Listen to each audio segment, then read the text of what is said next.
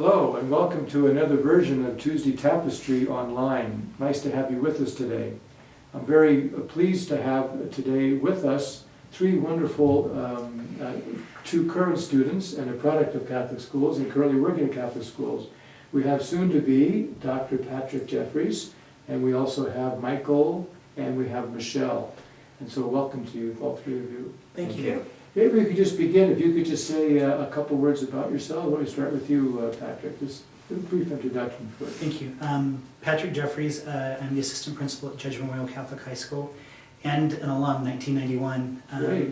I'm a complete product of Catholic schools here in Utah, K through 12, and then went on to Catholic college and came back, taught, left for a little bit, and now I'm the assistant principal at Judge. Couldn't be happier. Wonderful. Well, that's good. It's good to have you in our school system too. Thank you. Thank you. Michael? I'm Michael Wardrop. I'm a current senior at St. Joseph Catholic High School in Ogden, and I have been going there since 4th grade. I moved here from Tucson, Arizona, and before that I was going to a Montessori school, so Great. mostly private institutions. I've never been in a public school, and I really enjoy the close community. I'm an SBO this year, student body officer, and I'm big into theater. So, Great. yeah. Great. Now you play baseball too? I do, yes. Good. Wonderful. Wonderful. Michelle? Okay, I'm Michelle, and I am a senior at Juan Diego, and I'm on the Student Gov, and I'm a peer mentor, and I also am on dance company, and I've been at St. John's since kindergarten. Good. And you said student government? Is that okay? Wonderful. Well, that's great. Well, welcome to all three of you. It's nice to have you with us today. And It's great to be here. that's great. As you probably know, we're celebrating Catholic Schools Week, which is an annual celebration in which we highlight the importance of Catholic schools in our church and frankly in our country. Catholic schools are really an integral part of our church, and they have been for many generations.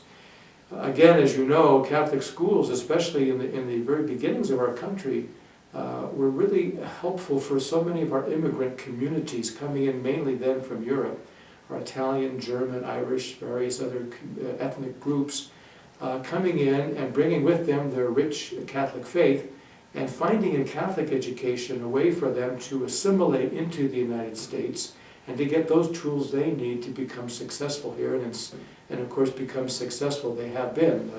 Here we have Patrick as an indication of that, and these two wonderful students, Michelle and Michael, are certainly an indication of good things to come, and not to mention the good things they're doing now. So Catholic schools are really vital, and we really prize our Catholic schools, and we cherish our Catholic schools. I just got back, as a matter of fact, before this taping, from a meeting with many of our principals and administrators and pastors who work very hard to make sure that our Catholic schools stay viable, that they stay dynamic, that they stay competitive, that they are everything they're supposed to be. And of course, first and foremost, our Catholic schools are an opportunity, a venue, a place for us to proclaim the message of Jesus Christ. The bishops of the United States wrote a document some decades ago now entitled "To Teach as Jesus Did." Catholic schools are meant to teach as Jesus did. They're meant not simply to be a place where students learn academics, which is extremely important, and all the things concomitant with schools, but also that they are formed in the faith, that they learn about the faith and grow in the faith, and if the students aren't Catholic, that they grow in their own faith or in their own values that they hold dear. And so, really, there's no substitute for Catholic schools. If we were to close all the Catholic schools in the United States tomorrow morning, the country wouldn't be able to absorb the shock. Catholic schools play a pivotal role in our society as well as in our church then. And so I'm, as you can tell, fiercely proud of our Catholic schools, and so enough of me talking. That's why you're here, just to kind of get some of your reactions. So let me start with the students, if I may. Let me just say to you, and again, we're not in competition. You know, I've never ever seen Catholic education as competing with public education or charter school education or private school education.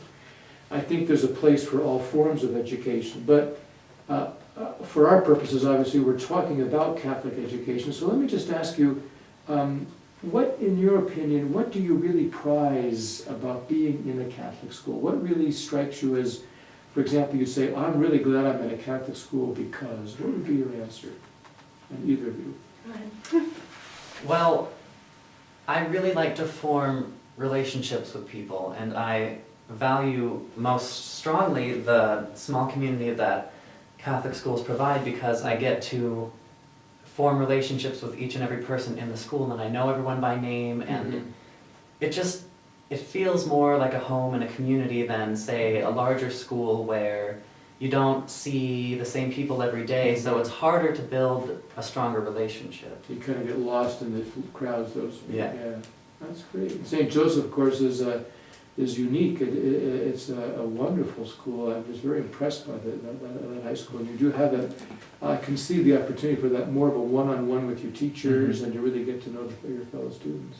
How about you, Michelle? I think the thing that I like most about being in a Catholic school is the fact that we get to use our faith and we get to go to Mass during school, and we get to have like prayer services on days like we're having one for Martin Luther King Jr. Day, and also the fact that we get to do service through school, and that we get to put that on and participate with our friends and do service through school.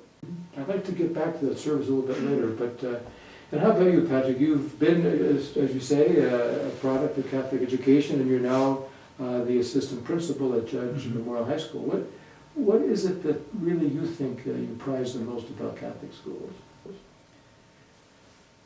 It's hard to answer that question because there are so many things about it that have become so fundamentally important to who I am. I can't think of myself separate from my Catholic education. I am a Catholic man. I was raised in the Catholic Church and educated within the system, and so I can't. It's fundamentally part of who I am, and I think that's one of the big strengths of our system is that, and our schools, is that it imparts that idea that your Catholicness is not separate part of your life. It is who you are, and it's fundamental, and it isn't so much that it guides that, but it is. And there's a theologic statement in that. I am, and every time I think about that question, I come back to it is who I am, and there's really no other way to describe it, and that's why it's so important. So you think you'd be a different person had you not gone to Catholic school? Absolutely. The ability for me to engage in conversations about what I believe and how I believe, not just with other Catholics, but those that from different faiths or those who may not hold a faith, it gave an important place to have that conversation, but it's always still rooted in that fundamental truth of Catholicism. That ring true for the two of you. I know you're both seniors. You're going to be graduating pretty soon. Do you have the sense that the Catholic education has made a real difference in your life? Absolutely. I think that if I were to have, back to the Montessori school that I went to when I was younger, there's no homework at Montessori schools, so that was way different from being thrown into in 4th grade a Catholic institution where the homework load is not only there but also a little bit larger. It instills a higher emphasis on discipline, and I feel that if I were to have gone into a looser system, moving from something with not a very structural feel to it to something with just a slight more amount of structure, that I wouldn't have the same sense, that I wouldn't value school as much as I do today. And I think that's a good point you make, Michael. Because I think and I know it's across the board. You're going to have different individuals have different reactions and experiences, but I have the sense from what you've been saying earlier, the three of you, that in a Catholic school, because it is more than just a school, if you will, that I think I hear what you're saying. It speaks to those deeper values and to the things that really count, on a deeper level, at a human level, and a religious level, a spiritual level. And so that's an important aspect of it. How about you, Michelle? What is your thinking on that? I think that my life would be a lot different, mostly because if my church and school were separated, I feel like I wouldn't have the opportunity to see it in action as much. Because seeing the whole school together, going to Mass, and receiving communion, those that are Catholic, I think it would be different for me to go to school on Sundays to learn about church, and then go to school during the week to learn science and math and English, So I think it's really cool that they're all packed into one. And you're a peer minister, right? Mhm. So you've probably seen that too. I mean, it may be humbling for Patrick and me, but I mean, it's true that we can say things to a student and they go, yeah.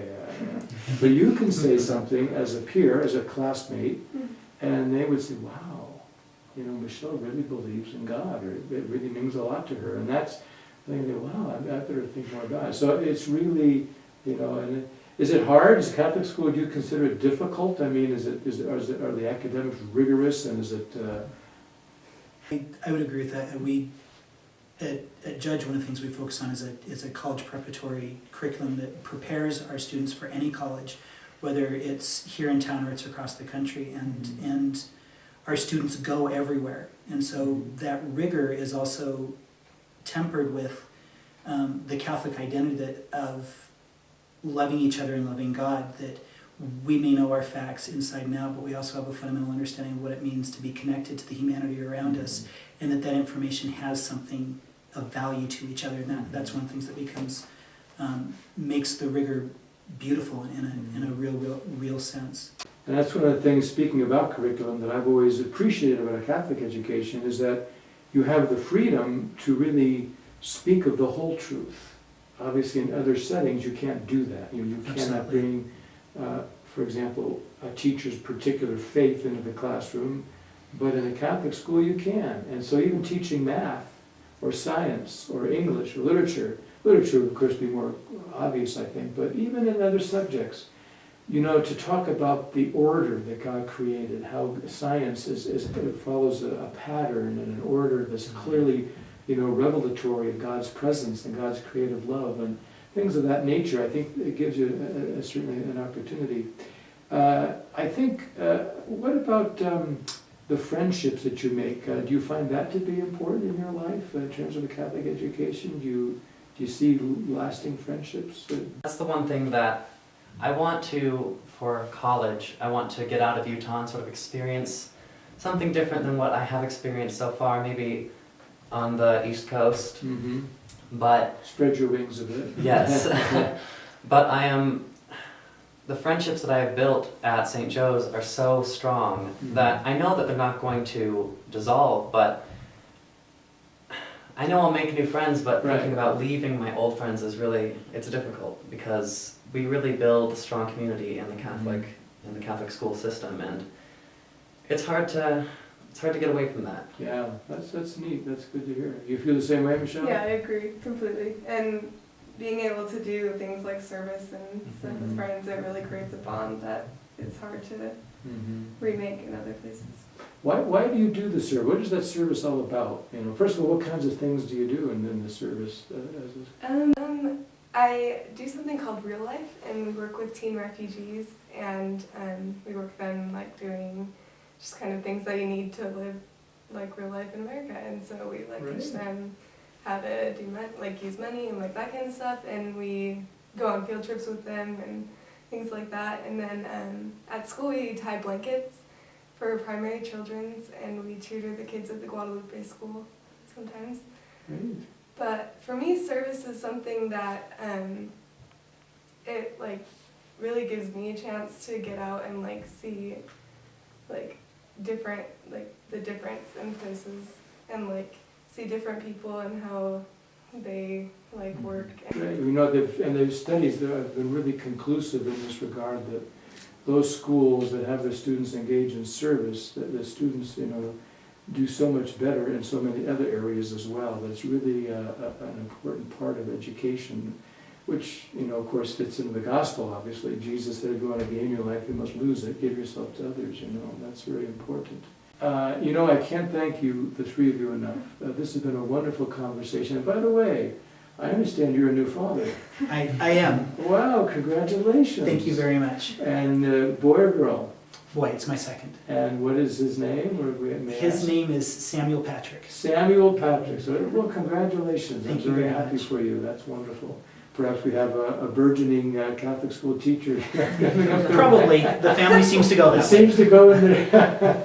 Well, thank you so much, and blessings on your little baby, and please give our best to your wife, and we'll look forward to seeing you soon at Judge. And Michael and Michelle, thank you both very much for being here. You're both very representative students. I feel very honored to be bishop in a diocese with Catholic students such as yourselves. And so I wish you, the two of you, a lot of luck. I presume you're going on to college, and I don't know if you've selected a place yet, or do you have anything in mind? Or I really want to attend University of Michigan for their musical theater program, oh, great. or Carnegie Mellon. Uh-huh. Would be cool for various reasons, but Great, good for you. Well, good luck in that. And you, Thank you. Michelle? Or- I want to go to the U and major in biology. Wonderful. Well, those are all excellent suggestions. I know I was trying to get my nephew to think of the U, but he had his heart said something else. He's graduated now, but anyway.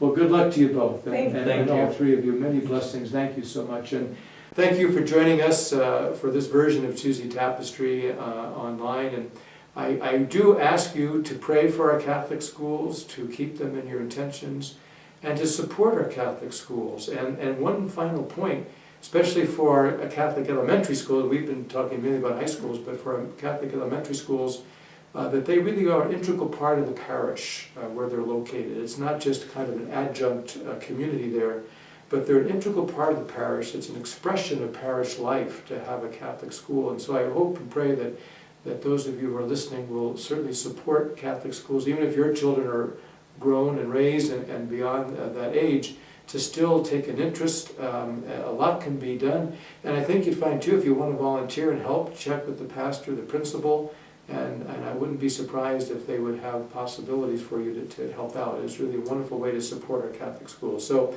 thanks very much, God bless, and we'll see you next time we get together.